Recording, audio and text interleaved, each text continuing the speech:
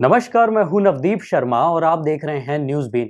उमेश पाल की हत्या के आरोपी कुख्यात गैंगस्टर अतीक अहमद के पुत्र असद अहमद और उसके साथी गुलाम को उत्तर प्रदेश पुलिस ने एक एनकाउंटर में मार गिराया।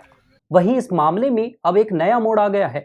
सूत्रों की माने तो उत्तर प्रदेश के झांसी में मारे गए असद और गुलाम के मंसूबे अतीक अहमद के काफिले पर हमला करने के थे। वे चाहते थे कि अतीक अहमद के काफिले पर कुछ राउंड फायरिंग करके वो सुरक्षा में कमी दिखाना चाहते थे।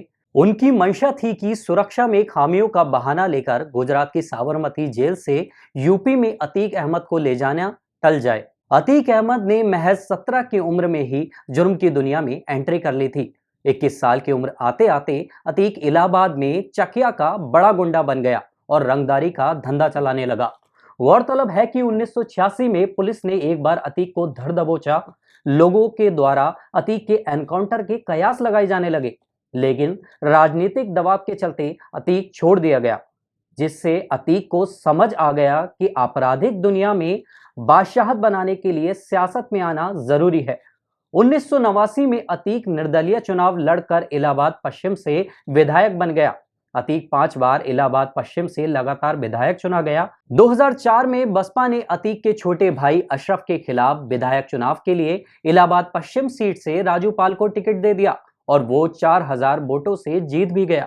इस बात से अतीक इतना आग बबूला हो गया कि उसने राजू पाल की 19 गोलियां मारकर हत्या कर दी, जिसका मुख्य गवाह राजू पाल का चचेरा भाई उमेश पाल था। वहीं खबरें ये भी हैं कि उमेश पाल को मारने की योजना 11 फरवरी को बनाई गई थी, जिसके 13 दिन बाद 24 फरवरी 2023 को अतीक के बेटे असद और उसके गुर्गों के द्वारा उमेश पाल की हत्या कर दी गई थी। सूत्रों की माने तो उमेश पाल की हत्या के बाद अतीक और उसके भाई अशरफ के लिए असद को पुलिस की पहुंच से दूर रखना मुश्किल हो गया था। पुलिस उसकी तलाश में छापेमारी कर रही थी। वहीं असद पुलिस से बचने के लिए जगह जगह छिपता घूम रहा था। अतीक अहमद और उसका परिवार उस समय जांच के घेरे में आ गया जब 24 फरवरी के सीसीटीवी फुटेज में दिखाई दिया कि कैसे अंधाधुंध फायरिंग कर और बम विस्फोट कर उमेश पाल और उसके गनर संदीप मिश्रा की हत्या कर दी गई और दूसरे गनर राघवेंद्र सिंह ने लखनऊ में दम तोड़ दिया। वहीं सीसीटीवी फुटेज में अतीक का बेटा असद हाथ में बंदूक लिए उमेश पाल का पीछा करता नजर आया।